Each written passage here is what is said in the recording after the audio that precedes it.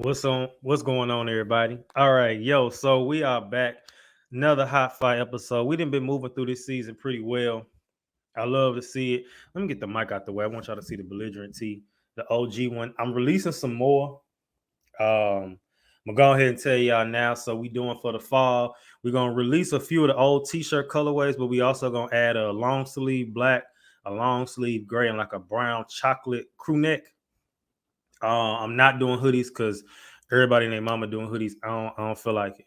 So we're not doing hoodies. I'm gonna have me my own belligerent hoodie, but when you create something, you gotta have your own stuff that don't nobody else have. So this episode centers around freedom, and we're gonna get into that because the titles don't come out till later. But before I get into my quick rant and then I'm introducing my guest, let me go into this week's meme. So the meme for the week is you're already free, you just have to walk like you are. All right. Not too many inspirations this week. All the inspiration comes from the infamous biblical quote: "You shall know the truth, and the truth shall set you free." And that goes for many different things and many different angles. So before we get into today's episode, I'm doing a quick rant. I want to talk about the infamous show Abbot Elementary. So as a current educator, love the show. Is literally not one flaw to me. Only thing I guess that could be added, which I mean they actors, and it's just so it's not that big of a deal. But like I would like to see them put an actor on who used to be a teacher. They should call me. That mug would be hilarious. They ain't even got to give me no script. I write my own. But the thing is, I create a storyline now. Like new teacher who used to work with high school students. Now the only job he can get was with elementary because it's definitely a culture shock. Anybody know anything about education? I mean, you should know from the outside looking in, but going from little kids to big kids to big kids to little kids is totally different. Everything you run is totally, different. But like, they should also show the teachers flaming the kids because, like, if you work with kids, kids be liking that. I don't know what it is. They like whatever they call it, whatever city you in, they call it roasting in Texas, whatever. They like that. Like one girl, I told one of the kids, I said, I have forgot. I'll be saying some wild stuff. But one day I was like, any of y'all talking about me, your mama. So then one of the girls gonna say something. Well, Mr. Williams, you can't say that. I ain't got no mama. I said, well, who you got? So then she said, you could talk about my sister. I don't like her. I said, I'm not talking about your sister. That's not cool. I gotta say somebody you don't like. But in all seriousness, though, like the show is great. I feel like the school I low key work at now. I ain't gonna say it's like Abbott, but it's a lot going on that'd be crazy. It don't even be feeling real. Like, have you ever been in a situation where something felt fake? Like it felt like this is a TV show. Like you look into the camera at all times. Like it don't even add up. But I definitely like the fact that like there's a lot of freedom with the script and everything that with all that how that happens. And there's a lot of good shows on right now too, I feel like. But definitely with education. Education is a wild place. This generation of teachers do not care because most of them are young. Most of them be taking off. The old school teachers, you ain't take off. I can't tell you how many young teachers I had growing up, but now all of them like the same age. Like, and everybody be kicking, everybody be cool. Of course, you got sometimes the old people be hating on the young people because they don't like how we do stuff. They don't like how we'll just be like, oh, I'm taking off. I'm going to Italy next week, or I'm taking off. I'm going out of town. Like they be mad at stuff like that. I was at one school. They was straight dry hating on me, bro. They was like, oh yeah, every time he get his little haircuts, we know he going out of town. First of all, my haircut's not little. Pipe down. Because you really, like, mugs really be hating. Like who gets mad at that because you can't take off? You got days for a reason. But anybody who know me know, if the wind blow too hard, I ain't going. Like, I run out of days, but I don't be caring. I know my daddy was like, you only take off when you sick. Bull. I'm not going because I don't feel like it. I just feel like I had that right. I had that freedom, and I'm gonna exercise it. You ain't got too many freedoms no more. They slowly finna take them away. But look, I'm not finna be ranting all day because I could be talking about this literally all day. So this week, y'all, I got a guest, and we covering freedom in a lot of different angles. And he got a great story. So let me go ahead and introduce him. My boy, what's going on?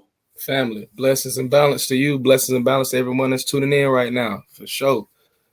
All right, so I want you to tell the people, I mean, they can read it, but I want you to tell the people your name, where you from, and where do you live currently? All right, so the name is Chancellor K. Jackson. I'm from Atlanta, Georgia, and I reside in Atlanta, Georgia. All right. He said we ain't leaving. All right. All right. So what do you do for a living? A bunch of different things. Ironically, I'm an educator as well. I'm a tutor at an elementary school in Douglas County out here. I'm also a football coach for varsity and JV. I coach the DBs on varsity. I'm the defensive coordinator for the JV at Wheeler High School in Marietta. Um, I'm also an entrepreneur. I have my own publishing company, which I publish. I'm also a best-selling author, and all my books are published through my publishing company, as well as I have a car rental business. I rent cars out on Turo. Um, what else? I also coach at-risk teens that I'm partnered with through this nonprofit. Um, and we work with kids from the county that, got locked up for drugs or, arrested for doing something hot. So we use 14 days in Bejing as part of our lessons. So we read a chapter and then I have discussion questions for us to dabble in and just to reflect on what we just read and now our own personal journeys. So it's been a success. They really enjoy 14 days in Bejing just because it's a story they can relate to, most importantly. But in addition to all of that, I also coach aspiring authors. So anybody out there that aspires to be an author, have an idea as far as a book, but don't know how to get it on paper, or already done wrote a whole book, but don't know how to go about the publishing process, tap in with your boy. I can walk you through the whole thing for sure. So in a nutshell, that's everything I got going on, and just running a couple marathons, trying to get established. That's it, man.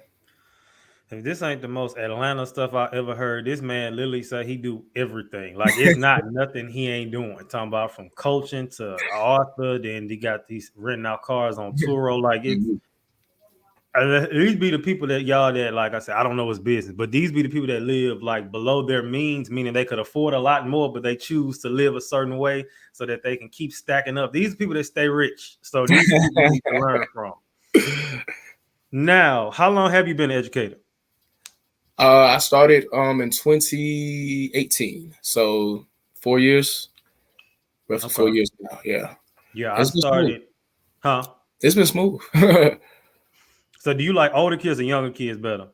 I work with both. I've been working with both, but high schoolers, of course, because it's not as they're they're more independent versus the babies. You gotta be on them babies. You gotta watch what they doing, all this, that, and the other. Even high schoolers too now, but Yeah. at that level, it's like, hey, personal responsibility is in full effect. So you can play around and shuck and jive if you want to. So you know what I mean? It's your future you playing with. But yeah, definitely high school is just a lot more laid back for sure. Okay, so my thing is, like I said, anybody who knows about schooling, they know that it's definitely different. They had a plus, they like they positive and negatives on both sides. Me now as an RTI interventionist, response to intervention teacher. I used to be an actual teacher. Now I'm intervention, which I like way better. Yeah. But just with my schedule and things I got going on, but like when it comes to like the RTI, the lowest group I work with is sixth grade, and they get on my nerves. Like little kids, I just can't do it no more. And I used to actually teach full-fledged sixth grade when I taught, but I just can't do little kids no more. So what? So what do you tutor? Math for third grade and writing and English for fifth grade. Okay, because people, the stereotype is because I remember the first when I actually went from TA to like teacher. The first thing I taught was sixth grade social studies, and my homegirl seen my badge. She said, "Why niggas always teaching social studies?" I said, "Bro, I don't know." But it'd be funny because if you laugh because that's how it be. Like always, a black man teaches social studies. He typically not always, but a lot of times he be the coach. Yeah. He be teaching social studies. He be chilling. I always got on his football gear like the TV Man, show. he in there watching film. Nah, for real. So I got two words. Usually I have more, but this week I only got two. So I have two words, I want you to tell me the first thing, no right or wrong answer that comes to mind when you hear it. Are you ready? Mm. All right. So when you hear the word freedom, what's the first thing that comes to mind? Oppression. Okay. And when you hear the word trauma, what's the first thing that comes to mind? Oppression. Well, according to New Oxford American Dictionary, the definition of freedom is the power or right to act, speak, or think as one wants without the hindrance or restraint.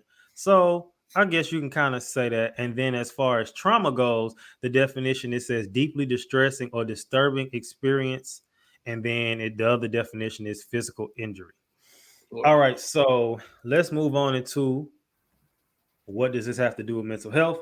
And as we know, this is the section for people who, back in the past, they used to always be like, well, what does this have to do with mental health? What does this have to do with mental health? So obviously I created a segment dedicated to that. So can't nobody say it don't have nothing to do with that. So when it comes to mental health, what is your take on mental health and all the things that you do? Like, because you do a lot. So how do you make sure that you got it, you always in like a good space or a decent space? World. Mental health is definitely something that is real. And it's sort of taboo for like it to be a topic of conversation for our people. I mean, people are just becoming more and more aware, and the internet is definitely helping out as well. Just far as exposing, mental health and how, avid it is in our communities. Our families, the whole nine. So I feel like what I do just to protect my mental and protect my peace, I just have to have me time. This is, like I said, I got a lot going on. So with that being said, at the end of the day, I always make sure I create some me time for me. I even, if I have to miss out on sleep just to get it, then I'll have that me time for sure. Just taking that time to yourself to truly just be with you and your own thoughts. No distractions. I mean, you can have some music playing. I don't really like watching. I don't be watching TV and stuff like that. Or whatever hobbies you have that are therapeutic, you find therapeutic, and that could be any form of art. It could be writing. It can be playing video games. It can be doing puzzles. It can be anything. Whatever you do to unwind and or to take your mind off of things, make sure that you do it. You implement that in addition to everything else you implement in your daily regimen. So definitely just have that me time so you can reflect. Self-reflection is key. It's pivotal for sure. No, for sure. So with the whole, you talk about you're a writer, and we all, you didn't say that, and I'm sure we're gonna get more into that as we go along. But how long have you been writing? Since 2019. So that's what, 3 years? Yeah. So we were writing for 3 years. So like a person like me, I've been writing literally my whole life. Like my degree is in English, so I even got a degree. So with that, did you always know you could write, or it just kind of like it just happened? Man, growing up in school, shit, I ain't had to write no papers or nothing like that. You know what I'm saying? Like, we had to do essays like that. And if we did have to, it was like a page, and that was like every blue moon. So I ain't had to do a whole lot of writing in grade, at least, especially throughout high school. I ain't had to do no writing for real. It wasn't until I got to college, and they was like, oh, yeah, we got this paper, and my degree in communication and media studies. So that's a whole shit ton of writing as well. That's when it was a rude awakening when I got to college. I'm like, damn, boy, we got to write 5 pages. Oh, we got damn, bro. Like, hell no, these folks tripping. Like, I don't even fuck with writing like that. For real. But and then now that I got to do it because it's some school shit that really turned me off from it even more. So it was just crazy, for me to end up writing the whole book because, man, you couldn't have told me you couldn't have told me that would have been an endeavor I would have ventured down. You know what I'm saying? Nah, not at all. Especially a best-selling author. And that's the thing. And see, mine is different because, like, although I went to different type of schools, I say really, I mean, I did it in middle school. I feel like everywhere besides middle school, writing was heavy. Like if my high school ain't doing nothing else, taught us how to write. I remember my 3rd grade teacher, we had to write literally every single day for like our warm up, write a story, using vocab word. Like it was always writing. Like, so it just kind of prepared me. And I remember in high school, my English teacher, shout out to Miss Rachi, she was like going into my junior year, she had signed me up for the AP course and was like, well, I think you can do it. And I was kind of like, I don't know. And my daddy was like, well, I mean, if a teacher telling you they think you can do it, you should just go ahead and do it. And then if it don't work, not realizing that I was going to do all the stuff I'm doing now, go to school for, so it all kind of just worked out. But okay, so with that, so according to Freedom and Mental Health, it says just as freedom is the American dream in so many areas of life, freedom is extremely important for good mental health. Good mental health is characterized by having personal freedom to be free, make good choices for oneself and others. Understanding how the concept of freedom is important to good mental health begins with awareness that freedom in itself is a relative concept. Without government political freedom, it would be anarchy. Without securities, regulations, and antitrust laws, economic freedom will lead to a kind of concentration of economic power and monopolies that the goal of economic freedom seeks to avoid. So, before we get into unpacking that, let me ask, what is freedom to you? Just we asked the definition. And you said oppression, but like if somebody was to explain or ask you, how could you break down freedom like for you? What makes you feel free? Doing whatever the hell you want when you want. Okay. Straight up. At any point in time. Okay. And when it comes to that, and they talk about mental health and talking about political freedom and all that good stuff, do you think that being a black man in America that you are free? Yeah. Yeah. Without a doubt. Hell yeah. Because, shit, I lived in China. That's a communist country. They have a saying, there's no why in China. However, this shit, you get down or lay down, period, point blank. You got options and choices over here. You got that. You have that luxury. Ain't no luxury like that over there. No. Them folks different. It's different over there. So, yeah, we got freedom. We got a lot of freedom. That's why everybody in the world want to come over here for a reason.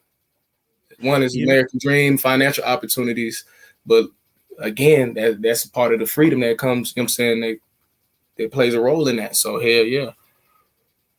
I think it's funny because I see so many people with like maybe making these laws, and obviously a lot of stuff I don't agree with. Some stuff I'm kind of like it needs to be, and then some stuff I don't agree with. We ain't gonna get into all of that, but I'll be people like, oh, I'm about to move. I'm like, shut up. Like, y'all doing too much. Like, oh, I'm about to move. I'm going to Canada. I'm going over here. No, you're not. No, you're not. Just shut up. It's not that deep. So you talk about being in China. So what made you go there? How long were you there? What made me go there after, so once football came to an end for me, after my last game, my senior year, I started applying for jobs immediately. And mainly I was applying for corporate positions. So sales, marketing, management, that whole nine. And I'm landing interviews, getting flown out, put up in hotels, getting cars rented out to me, the whole nine. I did this shit for 8 months straight and I ain't landed a single job. I done graduated, I'm back home, everything. Still ain't got nothing. And I did everything the quote unquote textbook way. But resilient as I am, I knew I had to continue to push forward. So I just reapproached my job searching and just looked up social work. I just typed in social work in the search engine on LinkedIn and hit enter. And I noticed a tab in the filters that I've never noticed before when I job searched previously. And it said international. I said, damn, why haven't I thought to look outside the U.S. for opportunities? So I clicked on the tab. And now I'm looking at all the positions they have that are overseas. And that's when I started teach English to children in China. I'm like, that sounds lit. That sound, you know what I'm saying? That sounds like cool. Real for real. I look what the requirements, bachelor's degree, no matter what your degree is in, clean background, native English speaker. That's all they wanted. I said, how do I apply? Submit a resume. That's all I got to do. I applied, went on about my job search. Couple days pass, hear back from a recruiter. We set up an interview, do the interview. Some more days pass. Recruiter reaches back out to me, lets me know they want to move forward with me as a candidate.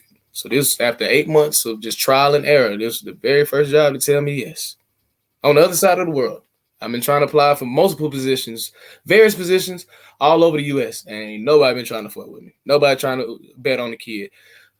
Ironically, these Chinese folks is though, so I'm finna take my ass over there. You know what I'm saying? Right. I'm gonna get in where I'm gonna fit in. So that's how I ended up out there. And I was supposed to do a year. So I entered China October 10th, 2018. I was supposed to do a whole calendar year, but only did 6 months because I got locked up out there. Locked up. So how did you get locked up? I got locked up for 1.4 grams of cannabis. I got caught with it. Wow. And so did they speak English, or they just kind of was just like talking loud and you just was like, oh my God? At first, the first officer, it was 3 officers that showed up. They showed up. I was finna get ready. I was at my apartment. I just got done pre-gaming. I'm finna head to an event to meet with some friends. I'm putting on my shoes and shit. Like I'm finna get ready to walk out the door. Here, knock at the door. Go see kids, see who it is. Look through the peephole. It was 3 officers from the Bejing police. So one of the officers originally, he was speaking to me, but it's written on my face like, "But I don't know what you're saying right now. It's quiet." Like it. You know what I'm saying? So he pulls out his phone. He speaks to the phone, but he was speaking to a translator app, and he shows me the phone, and I'm reading it. Are you on drugs? Nah, bro, you tripping, bro. What you talking about, bro? Nah, bro. What? He's speaking to the phone again. Show it to me. Are there any drugs in the house? Family, where are you getting this information? No, ni hao. First of all, ni hao, ma. You ain't even say hello. How you doing? Passport? You probably need to see my passport. I'm gonna go grab my passport real quick because you on a whole different type of time. So go grab my documentation, give it to him. He's looking over the other 2 officers, just scoping the apartment out. Not really looking into nothing, but just scanning the place. Time progresses. Another officer enters the apartment, and he has something in his hand. I don't know what he has, but he hands it to the officer that I was originally talking to, and that officer tells me to pee into the cup. So it was a drug test right there on the spot. And I was like, oh, yeah, this shit's over with. It's over with. So do the drug test, fail the drug test, of course. By this time, it's like 8 officers in my apartment. One in particular speaks English fluently. So he's sitting there questioning me about failing the drug test, wondering who I get the weed from, when was the last time I smoked, if I had any more. You know what I'm saying? Just trying to get whatever information I was willing to give. Yeah. Now I'm from Atlanta. It's the city of finesse. You live by the finesse, you die by the finesse. So I'm just shooting shit with this officer. Every question he asks me, whatever comes to my mind, I'm just blurting out. I ain't really thinking about it. I'm still high too, so I'm scared too. I'm pissing down my leg. It's a serious moment. You know what I'm saying? So we going back and forth, and I'm catching myself lie, so I know for a fact he's catching me lie. Yeah. But I'm from Atlanta. We live by the finesse. We die by the finesse. So once, you know what I'm saying, it got to the point where he realized I wasn't going to give him any information to work with. And he made it obvious that they knew I had more weed on me. He was just trying to see if I was going to tell, you know what I'm saying, tell them. But once he made it obvious that the charade was up, I'm like, okay, it is what it is. I died by the finesse this time. I lived the finesse another day. Now I got to hold myself accountable. I'm caught red-handed. It is what it is. So fess up to it. They say, show me. I get up to show them where I put the rest of my cannabis. But when I walk into my room, everything is right there on my bed. They've been found it. Just trying to, you know what I'm saying, see if that was going to give me any extra information. So they confiscate everything, throw me in the cuffs. And then we go to one precinct. We're there briefly. Then I go to another precinct, and they were there for a little bit longer. And I do my official interrogation at that second precinct. And that's dramatic within the book because they take me to the basement of the precinct to do it, into this room, and lock me into like this all metal electric chair just to conduct the interrogation. And then, but by that time, I had a good story to finesse they had with. So it was a smooth process all in all. It's just crazy that I'm like, hey, I got to lock me in the chair, bro. You know, I ain't been belligerent, nothing. Like I just been cooling this whole time. I just been cooling this whole time, like I ain't bucking nothing. So after the interrogation, the coach take me upstairs, give a mugshot, handprint, throw me back in the holding cell, and hours pass. Now my high is finally coming down. And then they come back. Yeah, man, yeah, I was geeked up. They finally come back to get me, or they come and get me from the cell, take me to the lobby. and bring my bag of clothes. Let me get dressed. I'm like, oh shit, boy, everything worked out. See, look, boy, when you compliant, boy, hey, it play out in your favor. So I get dressed. I'm sitting there waiting. They had me follow them through a door that was behind the front desk in the lobby. So we enter through the door, and now we're in a hallway. At the end of the hallway, it's a room crowded with officers. There's hella officers in there. So I'm following the CO. As I enter the room, I can only assume that this is some form of official evidence room because it's evidence bags everywhere. No form of organization at all. It's just shit everywhere. Yeah. In front of me is a table. On the right side of the table are 4 TV monitors where they watch the footage from the officer's body camera. To the left of the TV monitors, pretty much in the center of the table, is everything that was confiscated from my apartment. So they take the weed and they weigh it up right in front of me. Now, this is a very interesting part of the book because, one, as a reader, you're curious to know how much does he actually have on him? And then two, this is one of the very first signs I received from the universe, from the higher powers, from the ancestors, the guardian angels, whatever you want to use, whatever time you want to use. This is the very first sign I received, letting me know how long I was going to be in this situation. Because up until this point, nothing has been explained to me. You know what I'm saying? Absolutely nothing. I don't know what the hell's going on. Yeah. And I ain't asking no questions either. So, one, I can't really talk to these folks for real. So, communication non-existent. I'm just going through the motions, going with the flow. Yeah. Weigh the weed up in front of me. It totals out to be 1.4 grams. All right. So, you got that decimal, 1.4. If you remove that decimal, what number do you get? 1. 1.4. Take away that decimal. I'm not the math person. Just 1.4. You 1.4. You remove the decimal. What number is that? 4. Oh. That was one of the very first math, y'all. That's one of the very first signs I received from the universe. Let me know how long I was going to be there. And it was on the very first day. And we still in the first chapter, what I'm explaining right now. So after they put everything on paper, they have me. I can't read nothing, so they just had me sign it, a thumbprint. I don't even know what I'm signing. We get back in the van and we just riding out. I don't know where the hell we going. I'm like, they got to be taking me home now, but I've been locked up. I look at the clock on the radio. It's like 1 o'clock in the morning. Hey, they threw the cuffs on me around like 11 a.m. So it's, you know what I'm saying? I'm like, well, I've been in custody all day. I've been compliant. Like, you know what I'm saying? I done gave y'all the information, hopefully, that y'all was looking for. So it's like, hey, bro, I'm like, they got to be taking me home, bro. For sure. Riding. And about 30, 40 minutes pass, and we arrive at a facility detailed with tall walls and barbed wire. I was like, oh, shit. We just getting started. Getting started. So that's when they took me in, do a quick physical, put me in my uniform, give me a plastic bowl and a plastic spoon, and take me upstairs to the second floor with a mental house and get to cell 209. And the CO opens the door. Mind you, it's like 4 o'clock in the morning at this point. So people are asleep. And cell door opens, and my psyche is instantly thrown just from what I'm looking at. All I see immediately is a huddle of bodies sleeping. And across from the huddle of bodies sleeping are 2 inmates standing up against the wall, watching them sleep.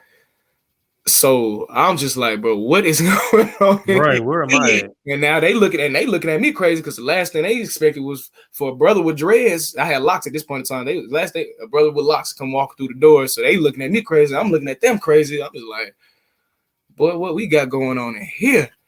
So I do a head count. 1, 2, 3, 4. It's 15 of us in this cell. I count the beds, which are pretty much wooden planks, wooden bunks. It's 9 beds.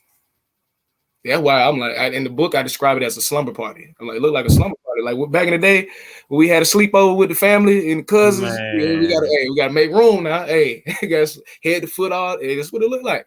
I shit you not. The cell is nothing but a big rectangle, but I say about 15 feet by 15 length and height. And width, like 15 by 15, not that big of a cell, just enough to house 15 people. 9 wooden beds. If I'm standing in the doorway right now, above me is the TV mounted on the wall. Okay. Immediately to the right is the bathroom. It's its own separate room, but all the walls are made of glass, so everybody in the cell can see inside. It's a sink, a squat toilet, so pretty much a hole in the ground you got to squat over, and the shower ain't nothing but a water hose with a shower head duct taped to it. Black mold and gnats and shit all on the wall flying. It's not the most sanitary place, to say the least. So I walk into the cell. I approach the slumber party looking for a spot to lay down, and one of the inmates that's taking watch wakes two people up to make room for me, and they do. So they have me set my my bowl and my spoon in the little cubby up underneath the bed, and I just lie down on the bunk in between these two Chinese dudes with my hand on my chest, standing at the bright ass light on the ceiling. And that's when reality fully kicked in. Like, all right, you in here. Nobody knows you in here. You don't know how long you finna be here. You don't even know how this process works. It's not looking too good right about now. You know what I'm saying? It's not looking too good. But at the end of the day, I have to hold myself accountable. Yeah. I made a decision that I knew this could have been the repercussion, and I still chose to engage in it. So now that the shit has hit the fan, hey, I can't be mad at nobody but myself. And it is what it is at this point. You know what I'm saying? I got to take this to the chin. So it ain't no point of crying over spilled milk. Hey, it is what it is. Now, moving forward, what the hell needs to happen for me to get on up out of here? Like, first, people got to realize I'm in here. Well, how can that happen, Chance? Well, you were supposed to meet some friends today that you didn't show up to. So I'm sure they called and you didn't answer. Is that a red flag? No, but it's weird. Now, you don't show up for your class 8 o'clock Saturday morning, your 8 o'clock class for Saturday morning. Oh, hell breaking loose. Because one, they got to find somebody to cover this class last minute. And then two, one of the friends that I was going to meet at that event the day I got locked up, me and her work at the same school. So I didn't show up to that event. They called me, I ain't answer. And I ain't show up for work. And they calling me, I answer. Something's wrong. So I'm like, okay, that's going to be the red flag in the search. So that's one aspect. I'm like, and I had a girlfriend at the time too that lived in America still, but we talked regularly. When I responded to her messages, all hell breaking loose too. So I'm like, I know I'm going to have to sit through the weekend, at least through the weekend before I become missing on people's radar. So yeah, I was like, I'm going to have to thug it. So the first 3 days was rough because I was the only foreigner, only English speaker in the cell. I mean, there's 14 other Chinese men, none of which I can talk to. So just a lot of self-reflection and just me in my head, you know what I mean? And then on day 4, I moved to a new cell and I'm amongst other English speakers, 2 other English speakers. One was a Chinese American from California. The other one was a Brazilian from Brazil. So now I can communicate. Yeah. Oh, this shit is crazy, bro. And I relive this shit verbatim. That's what's crazy. Yeah. So I can talk to these people now. So it's like, one, with Adams, they quote misery loves company. Real shit. We all thought we grew up with each other. You know what I'm saying? The way we just tapped in so instantly and effortlessly. But most importantly, I learned how at least the jail works and this whole process, this incarceration process works. Now, how long will I be here? I don't know. Ironically, everybody else in this motherfucking jail knows how long they were sentenced. For some reason, that didn't get communicated to me. My situation go like that, but everybody else did. Everybody else know, hey, I'm here 5 days. I'm here 10 days. I'm here. I'm like, damn, that's great, but I don't know what's going on. I'm the only one. But you know what I'm saying? At least I got buddies now. So just make the time go by a little bit smoother. But all in all, it was still hell. Not too crazy, but it was hell. We was locked up 24 hours a day, 7 days a week, 15 men to one cell, 9 wooden beds, 3 soups a day. Literally all I had was that one plastic bowl and that one plastic spoon for 14 days. And I'm here to tell y'all I did 14 days. As you read it, you don't know how long you're going to be there. Right. Okay. So many questions to ask. So first, thank God you're free, because you could have been there. You could still be there. On me. So the first question, I got to go all the way back. So the friends, was this a multicultural group all from America that you were friends with? For the most part. So the company we worked for, they host team builder events every month. They be having like 5 of them that you can choose which one you want to go to. So it was gonna pretty much folks I came in with, I work with, or and in addition to whoever else decides to show up that works at different schools under the same company. So it pretty much is all gonna be colleagues and friends. You know what I'm saying? Friends I've formed amongst my colleagues. Okay, so then that happened. So okay, so now then you went to the jail. So you never knew when you was getting out. You didn't know until the day of, huh? Man, it was crazy when when the time finally did come. Because I told you that the first sign I received was the very first day when they weighed the weed up in front of me. So the second sign I received, I want to say it was like day 3. I had a dream. I had a dream that I was with just two, 3 random people. I don't even know who these folks were. I think they was females, white females at that. You know what I'm saying? These white folks, and we smoking weed in China. And the topic of conversation was just being locked up for weed in China, ironically. And one of the people in the group was like, yeah, man, I heard if you get locked up with 3 or more grams, it's an automatic month sentence. And like after that person said that, everybody in the room just got quiet. And then we just started to hear like a chant, like something like somebody chanting something, somebody saying something. It's in Chinese, we don't know what's being said, but that's the guard on the intercom letting us know to wake up. So once I came to, I sat up. I'm just like, what the fuck? Like Shawty said, okay, you get caught with 3 grams, that's an automatic month. So if I got caught with 1.4 grams, which is less than 3, that's half. There's about half of 3, less than half of 3. We talking about 2 weeks worth of time. Does that mean I'm gonna be here for 2 weeks? Shit, I don't even know if I can do 2 weeks in this place. That's the whole conversation I had with myself. And you had that dream in the jail or before the jail? In the jail. On the Okay. third or fourth day. And then Okay.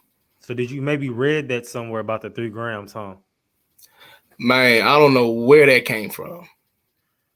Maybe that's what, because I do believe like certain people, like the Lord sends dreams and they sent you a dream. Then sometimes they blatant, sometimes you got to kind of decode them. And Yeah. so that was the one you was able to decode. Yeah. So, Da Vinci Code, the Yeah. Chancellor Code. So you was able to break break that down. Okay. So at least you made friends. Are you still in contact with the friends?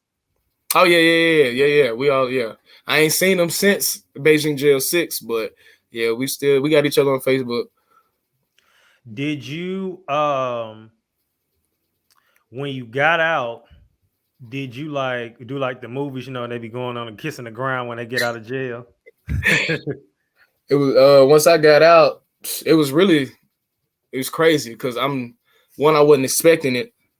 And so once they finally done called me, now I'm just curious, okay, what's gonna happen next? They finna let me go. I don't know what's finna happen. Well, you know what I'm saying?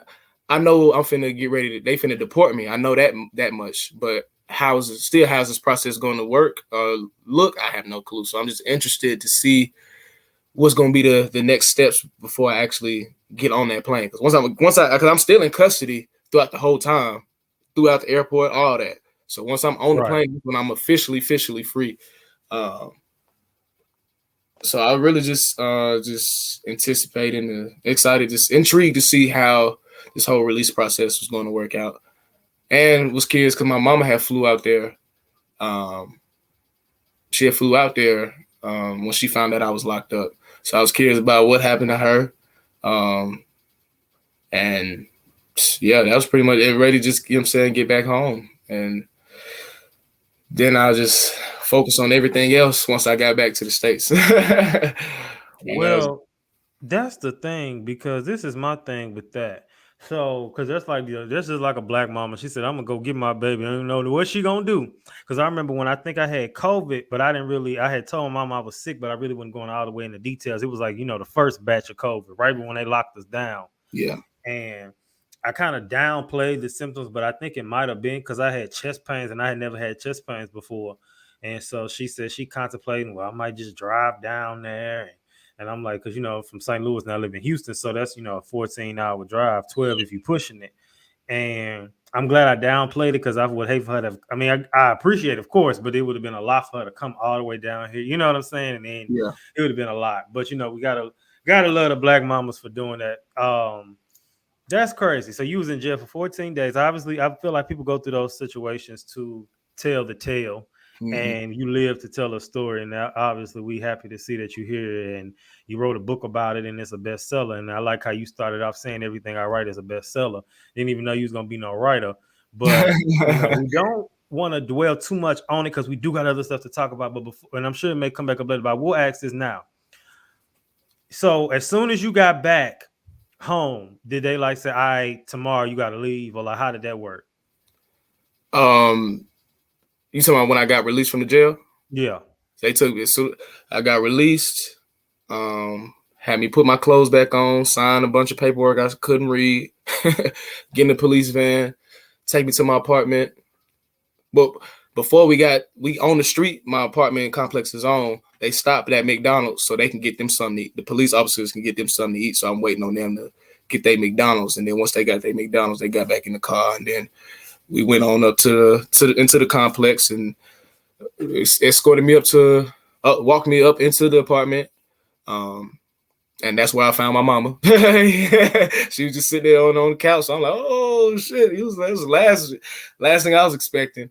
But packed up the rest of my shit and took me straight. Once I was finished packing up, took me straight to the airport.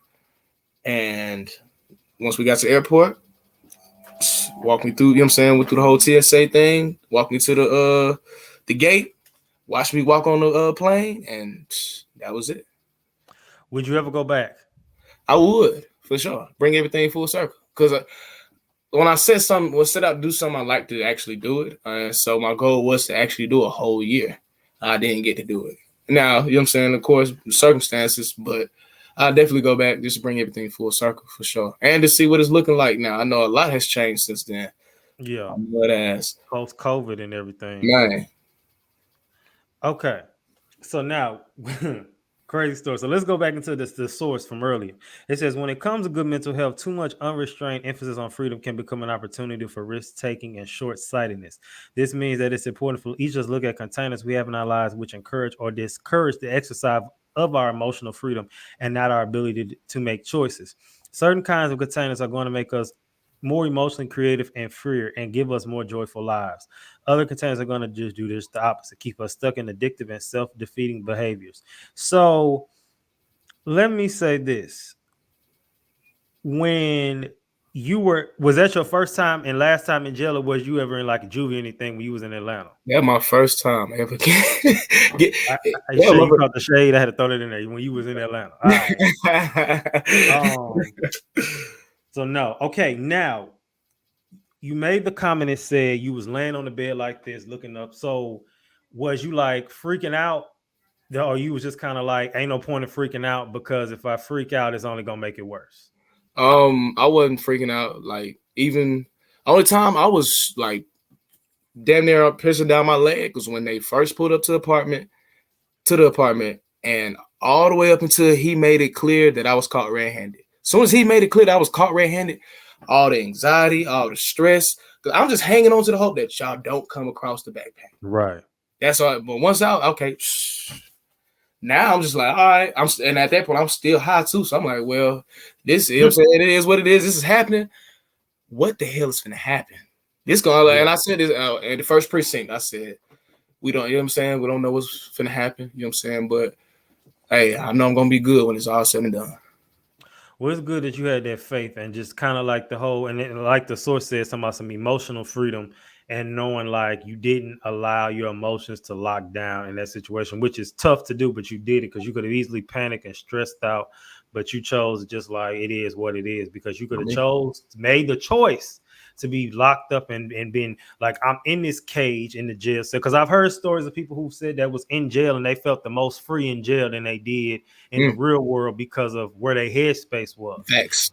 So do you feel that you use that time to like grow mentally, spiritually, emotionally? You was just kind of like, you know. Oh yeah, definitely. Like us, the first 3 days, nothing but reflection. Yeah. A lot of reflection. Even chapter 3 is titled War with My Reflections. You know what I'm saying? It's a lot of reflecting. But the universe knew that's probably the max amount of time that I could handle. You know what I'm saying? Just Yeah. being all in my head and all in my thoughts before they moved me to the new cell with the other English speakers. So I was just able to communicate at that point. But yeah, man, it's just accountability, man. Now, if I wasn't out there smoking and I was just wrongfully arrested, now that's a whole completely different story. Then I probably would have been tripping like that. But I was out here wilding. I'm in a communist country smoking weed. Crazy, man. Crazy, man. Yeah. Hey, boy, I'm the fool. So it's I was like, gonna say, we talk about decision making. You ain't make the best choice, but that's I'm okay saying, because you learn from your wrong choice. So I'm, that's all that matters. So it's funny you keep talking about reflection because the next segment we going into is the weekly sabbatical, and that's obviously the time to reflect, facts. and for this podcast at least. So we talked about the whole situation. Now you talk about that you're a writing and publishing coach. How did you get to be that? Because one thing to be just a writer, but to Yeah. be a writing and publishing coach, how did you get to that? Man, it's crazy. Just dropping 14 days and how I originally dropped it. So I wrote the whole story as you know what I'm saying. I wrote it, but how we released it as a series of short stories. So it was a 5-book series of short stories. So each book had like what around 40, 50 pages each, you know what I'm saying? And I wrote it out throughout the course of 2020. So when on the very first book, part 1, when I first dropped that, I was ranked #1 new bestseller in 3 different genres, and I was still on pre-sale. So just carrying over the momentum, I was able to get I think all of them was able to rank #1, except for one of them. But just me, I'm saying, me just publishing, I'm dropping these shits like they mixtapes. You know what I'm saying? These whole I'm dropping these shits like they mixtapes. So of course, it's people out there like, damn, that subconsciously or just consciously always wanted to write a book, but just in fear of what people may think if I try to do this, or man, I have no clue what the hell I'm doing, or just think that being an author, becoming an author is godlike, esoteric ability that only the special among us will ever be able to accomplish. And it's like, well, that's not the case at all, bro. It's not the case at all. So just me doing it, you know what I'm saying, motivated others. So I had a lot of people reach out to me like, hey, bro, I got this idea, or, you know what I'm saying, I already started writing this book. Can you look over for me? Woo. So I was just like, all right, for sure. You know what I'm saying? Because this is what my partner did. That's how 14 days came into play. When I got back home, I'm like, bro, I don't know what the hell I'm going to do with this story. I know I want to do something with it. I have no clue what. Yeah. Months later, one of my partners, he was a published author before we graduated high school in 2014. He was like, yeah, bro, you should write a book about it. I said, damn. That's a good ass idea. And you know what I'm saying? And I'm like, that's a good idea. I still don't know where to start though. No, for sure. Well, like I said, even though you got all this stuff going, I said it from the beginning. You definitely can see the Atlanta still in you because I said this nigga here, he the little baby of the book. he dropping books. He said like mixtape. This nigga said he little baby, but no, like if little baby was an author, but it's funny. So random question. This ain't gonna take too long to answer. But do you miss playing sports or wish you could have played professionally? Play professionally, no. Just because playing high school and at the collegiate level, it was a lot of adversity that I had to battle, and a lot of politics that I had to battle just to accomplish those goals. You know what I'm saying? I started freshman ball my freshman year. I started on the freshman team. Sophomore year, I started on JV. Junior year, I feel like I can start on varsity, so that's what I'm shooting for. Well, my coaches ain't think that was the case, so they put me back on JV. And mind you, my little brother at the time, who was a sophomore, he was starting on varsity, so that shit fucked with me. In addition to, I know for a fact, like, bro, I can play at the varsity level. Y'all only starting Cuz over me because this is our backup quarterback, and it's his senior year. He's not gonna play quarterback, so y'all really just trying to get Cuz on the field just because it's his last year. You know what I'm saying? So that was that whole dilemma. So I'm back on JV. I'm like, shit, I can say fuck this shit and throw in the towel. But hey, a goal of yours is to play Division I football at the next level. So we can't quit. That's not an option. You and transferring, we can't. We can't do that. So it's like, hey, bro, you Yeah. gonna have to get it. So shit, Bring I it out. just put my head down and just grind it for real, and was going crazy on JV. I'm catching 2-3 picks a game type shit, going crazy. Halfway through the Oh season, man. they moved me up to varsity. Very first varsity game, I pick off the number 2 quarterback in the nation at the time. So after Yeah. that point, you know what I'm saying, okay, he good, you know what I'm saying, I'd improved myself. So I was, you know what I'm saying, finished the rest of that season on varsity, and then of course started all my senior year. But I ain't had no scouts, I ain't had no interest, no looks, nothing when it came to end of senior year. So I'm like, damn, I want to play. At this point, I ain't got nothing. So I definitely want to play college football. D1 probably won't be, you know what I'm saying, the answer probably won't be where I go, but hey, I definitely want to play at the next level for sure. I know I can. But shit, I ain't got nothing going on. I'm talking about it's like November, end of the season. Like I ain't got nothing. So Yeah. I got to start somewhere. So I took it upon myself. I started reaching out to college coaches. I'm emailing, I did hitting the folks up same on thing. Facebook Messenger, Twitter. You know what I'm saying? I'm going crazy. End up applying to Stetson academically just because I went to their football camp over the summer and got accepted into the school. So after I got accepted, I hit the coaches up like, hey, bro, you remember me? Like, Yeah. I just got accepted to the school. I got a bunch of academic scholarship, bro. What's up? So I went down there and met with them. And shit, next thing I know, my partner had texted me random. He screenshotted me. He sent me a screenshot of the roster, and I was number 29. I was like, oh, shit. So I went to the website. Lo and behold, there I was. So shit, I was able to play Division I football now, and I was pretty much a walk on.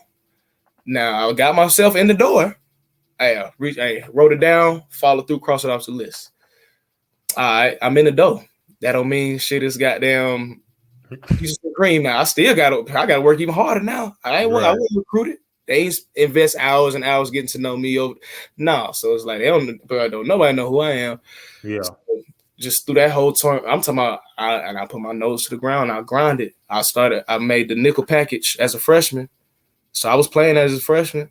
And the very first game of the season, when they called that nickel package to go out on the field, my very first college play, I made the tackle, forced the fumble, and recovered it. My very first time stepping on the field as a college football player. That was the very first play I made. And I ain't touched the field the rest of that motherfucking season. Why? Couldn't tell you. It wasn't meant to be. It wasn't meant to be. That's all that was. Unfortunately, sometimes I feel like when pushback comes, it's because that's where you meant to be. But other times, it's also like this ain't it. And then and I feel like you can like something, but if you ain't really just in love with it, it probably ain't for you. Was you in love with it? Oh yeah, I love football. So that's why it was so bittersweet, because like I'm giving it everything. I'm literally giving my everything. I didn't go to prom. I didn't do I had no spring break, bro. I'm like, bro, until I figure out a school to go to, fuck everything else. Like that's how adamant I was about doing this shit, and I was able to do it. But still, man, I'm just dealing with, I still got to face, you know what I'm saying? I got to battle with the politics and, you know what I'm saying, all the adversity. But all in all, everything we go through is preparation for what's in store. So I was finally able to start at my, you know what I'm saying, at a position my senior year, just like in high school. And then, of course, at the end of the senior year, now I'm back to square, you know what I'm saying? Just like how it was in high school, I'm back to square one. Now I know the NFL is definitely out in the picture. I'm really straight on that shit. I didn't had to deal with so much BS high school and college. I'm straight on the league. That's why I was like, I started applying for jobs immediately. And even doing that, it was still turmoil with that until I finally found. Right. You was supposed to go to China to go to jail. But I mean, it's good. I mean, you weren't in there fighting for your life or for your virginity. So No.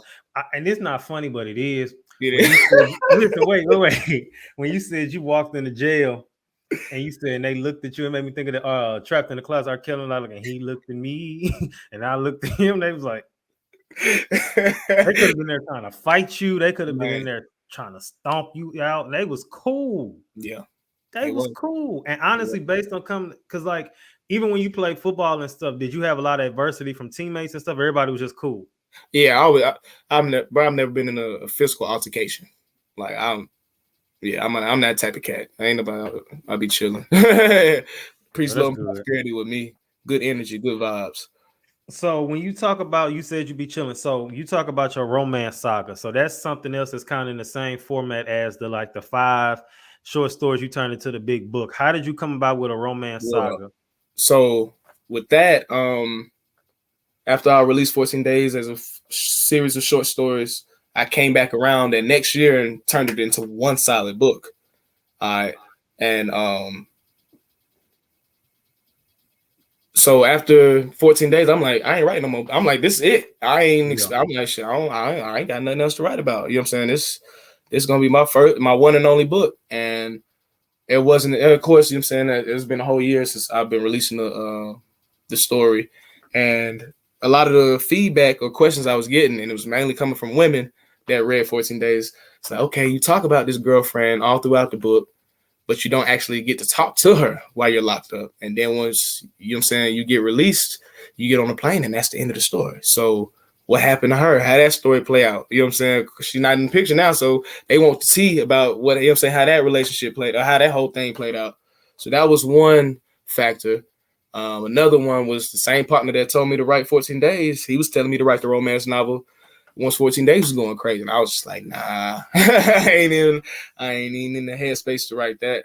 It wasn't until I came across the statistic, it was pretty much breaking down the best-selling genres, and romance was at the top. And once I saw that, that was all the motivation I needed then. It was a green light after that. I hit my partner up and said, hey, boy, send me another outline. He sent me that outline. I wrote that whole romance saga about 2.5 weeks. Oh wow. Okay. Yeah. So as a creative and a creator, so when you did it in the 2.5 weeks, did you like watch some? Because I know when I create stuff, sometimes I like try to watch stuff to give me inspiration. Like sometimes when I get ready for a podcast episode or something, I tend to watch interviews or maybe like a talk show or something. Or if I'm trying to do something else with a story or something, I may watch something that is inspired by, or maybe I'll read something. So did you and you went straight off the dome with it? Because sometimes I do that too. Or did you Yeah. kind of watch something to give you like that little push? I just straight off the dome for the most part. Like once my partner gave me the outline, now I was like, Yeah. but that's all I needed right there. Now I'm just filling in the blanks, and then once I start filling in, just I ain't got to fill in all of them. Just a couple of them, I already know how I'm gonna go about telling the story pretty much. Um, so yeah, I was just off the dome, and I was writing, not like, man. I'm at work in school. I'm on the computer. You know what I'm saying? I'm working. Leave there. Probably go work out. Get back to the crib. Back to writing. You know what I'm saying? Of course, I be smoking. You know what I'm saying? I sip a little something to just get me in that vibe and put some music on for sure. Oh Yeah, yeah, that's inspiration there. yeah, Like yeah. the vibe curator. You thought Yeah. you would have been done with weed, but I guess not. No. Um, so what was I about to say? So next, so as always, I do my research on some tips to help. So the main goal is to be free and realize that you already free in your mind. And sometimes we think we locked down and we really not. Because some people, like I said before, some people actually been in jail and claim that they was more free in jail than they was out and about. And sometimes it's really a mindset thing. You have to know that you're free to really live it. Because like he said, we think we locked down and got all this oppression. He went to jail in a whole communist country and still was in his mind like, so when next time you go complaining about what you got, just think about it could be totally different. So I got some tips from 11 ways how to free your mind, and it's an article that was on WikiHow. Now I don't have all 11 ways because of time, and so I only picked the ones I felt were most important. And we're gonna kind of go through it together and see like what he agree or disagree with. You ready? World. All right, so the first one is simple. I didn't get the description, but it says understand it takes time. You just have to first put in a place that to be free in your mind. Again, you have to realize that you are free. It says that, statistically, biblically, in a lot of places that you are free. So you have to know that. And then the second one says frame your thoughts. It says right thought is encouraging the thoughts of goodwill, understanding, and non-greed when abandoning greed, hatred, and views, beliefs, and delusions.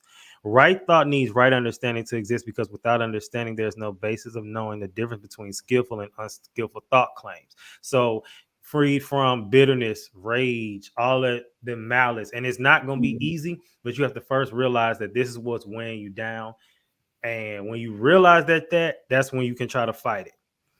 Third one I think is a good one for a lot of people, and especially when it's like be slow to speak. It's the third one is mindful of speech, and it says speech actually follows from thoughts. When there are harsh thoughts, there is harsh speech. because out of the heart, the mouth speaks. So a lot of that stuff, when people like get mad and say all these stuff, you've been wanting to say that. So even if you never said it, you was thinking it. So that's still just as bad in some cases, because you might not have said it. So people like, I could have, and I'll be doing, I ain't gonna lie. Sometimes I'm like, I was gonna say this. You could, that means you thought it. It means you still feel that way. So even though you didn't say it, you still think it. That's still me, facts though. Facts. It says consider your lifestyle. It says right livelihood is about avoiding going into a job where you have to be brutal and harsh towards people, living or non-living things, or any work that will compromise virtue, mental skills, and wisdom.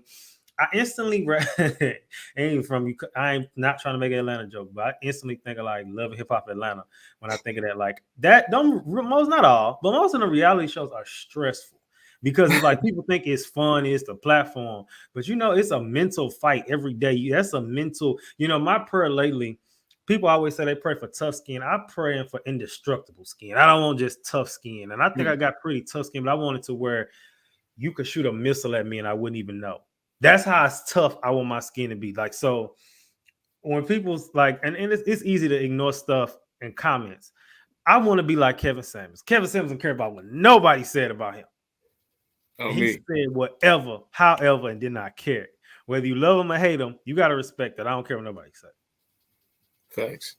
The other one, it says start small. The biggest benefits of when you start to measure them against your own past and present experiments, by experiment to see if it makes a difference, and then comparing it with past experience. So I like that one. And the last one, it says see the way things fit together. Take note of this group and consider how each section not only relates to each other, but can be practiced for your own benefit. Many of them seem logical and common sense, but as always, the proof is in the pudding. So I think that's always with seeing what works and don't work. Again, I keep going back to this. He could have been in that jail freaking out and tripping. Quick, I'm finna put myself on blast. So, first of all, I don't know if anybody's expert with like earwax and stuff. Stop using Q-tips.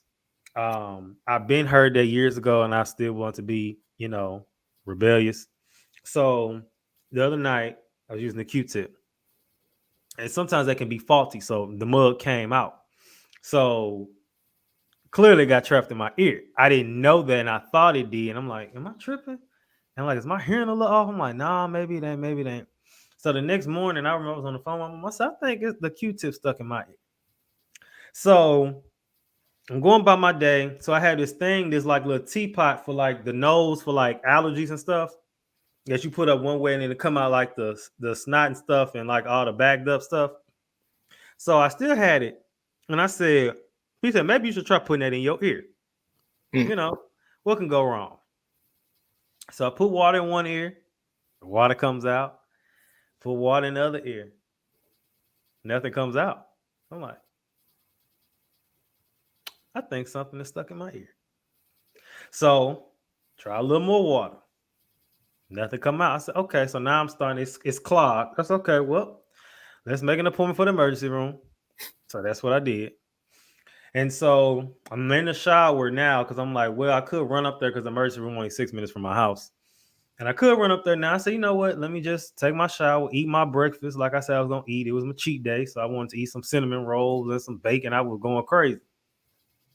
So after a while, as I'm getting ready to go, I noticed, or get finishing up the meal, my ears start going numb. So I said, okay. I said, don't panic. Don't panic. I'm like, okay. All right, let me just get my stuff and just head up there. So something said, try the tweezers one more time. So, like with anything, when something is dry, it ain't gonna work. But when it was moisturized, it worked. So I tried the tweezers again, and I felt it go in. And then I tried to pull some out, and I saw a little piece of the cotton, like a little strand. So I tried one more time, and the whole thing came out. And in the water just started running out of my ear. So the water on the little Q-tip actually made it expand, and it was, wet in my ear, made it easy to pull it out. But yeah, I got a Q-tip stuck in my ear. And my ear started to go numb. I thought I was about to die. I was like, man, they're gonna take my ear off. I was thinking all stupid stuff. I'm like, they finna take my ear off. I'm finna have one ear. I got on Instagram and said, would y'all be my friend if I only had one ear? Some people said yes, some people said no. So I was like, well, I guess I'm finna lose friends, but it is what it is. So don't stop using Q-tips. That's the story to that. Man. He telling you about smoking weed in China. I'm telling you to stop using Q-tips. Man. Both are effective. Life skills. Right now, for sure. Clearly, I ain't have them. All right. So, before we move into the final segment, any advice to anyone who is in jail? One, and two, do you think going to jail made you a better person? Yeah. Definitely made me. You know what I'm saying, a better person. This is humbling experience.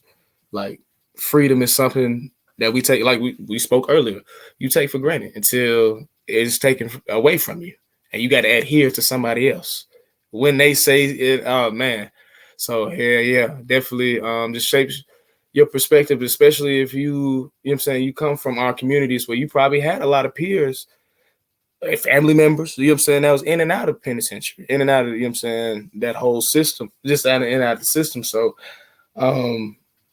being able to gain, you know what I'm saying, get that experience and know that, okay, shit, but this ain't for me, boy. You know what I'm saying? It lets you know right there, well, yeah, this ain't for me, boy. This not the lifestyle for me. I ain't even gonna do it. And it'll definitely, you know what I'm saying, it'll tighten you up, you know what I'm saying? But all in all, really, the whole experience is like it was just an experience, really. You know what I'm saying? Once I was released, it wasn't like this shit was on my record. This shit followed. If I didn't write this book, bro, people wouldn't even know this shit had happened to me. You know what I'm saying? So it's just an experience and just a learning curve, like for the, you know what I'm saying? And those that aspire to travel, you got some big trips coming up. Hey, boy, make sure you do your research before you take your ass over there. Know, you know what I'm saying? Know exactly what's going on, how they get down, even from a cultural standpoint. You know what I'm saying? It's like the little things that that'll go over your head. You wouldn't even think that, damn, bro, I wouldn't know I had to behave like this or go about this situation this type of way. And you know what I'm saying?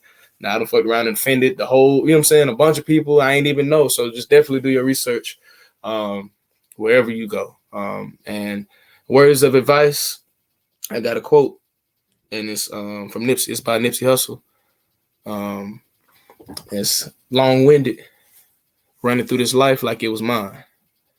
Never settling, but setting every goal high. 1,000 burpees on the path to my own self-destruction or success. But what's a mistake without the lesson? You see, the best teacher in life is your own experience. None of us know who we are until we fail. They say every person is defined by their reaction to any given situation. So, who would you want to define you? Someone else or yourself? Whatever you choose to do, homie, give your heart to it and stay strong. Okay. All right, y'all. We got a show too. We didn't even expect that, y'all. So now this man is a talent. He's a tutor, he's an educator, writer, poet, but still he did it in a poetic way. So you know what I'm saying? It's we winning today, y'all. We got a show. We ain't even playing on this, and it's free. All right. So now let's get into game time. This game is called the Freedom Game. All it is I'm gonna name a few scenarios, and you're gonna tell me whether or not this person, this illusion is free, or not illusion, but this person is free, or like nah, they ain't free. So you ready? World.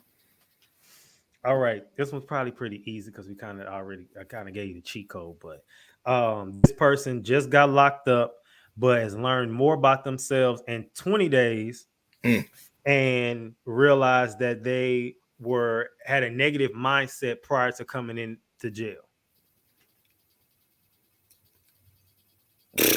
Sound like they freed themselves from whatever mental condemnation they, or you know what I'm saying, spiritual condemnation they had themselves placed under, for sure. All right. Person makes 80K a year, but is bound by 10 credit cards. And boy, goddamn chain gang. All right. This person is in an open relationship, but is stuck emotionally to one woman.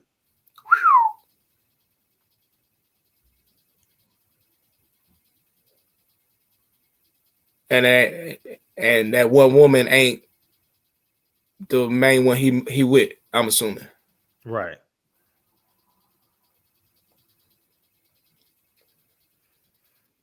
Yeah, damn. That's a slippery slope right there. It's like you sound free, but then again, you're not. I'm like literally you're free to do whatever you want, but emotionally you ain't. You know what I'm saying? Exactly. A person who claims they can't control their mouth out of anger because this is just how I am. Yeah, you that person sounds condemned to me. They've condemned themselves. That's the thing, because here's the thing: the real freedom is having the freedom to do whatever you want and not doing it.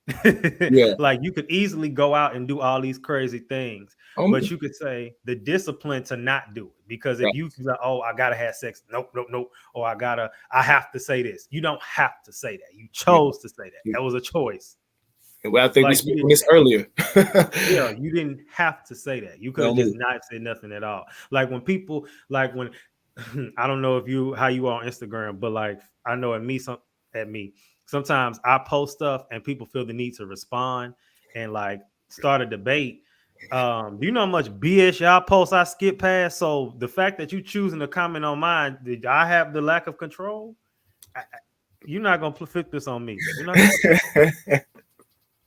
All right, last one. A person who travels when they want, how they want, spends money how they want, and eats like how they want, when they want. Free. Lit. You lit for real. For real. You lit, boy. And you can do that? No, yeah, you lit. All right, last one. A person who goes to jail in Bejing for 14 days and comes out a new person. Hey, boy. Sound like a prophet.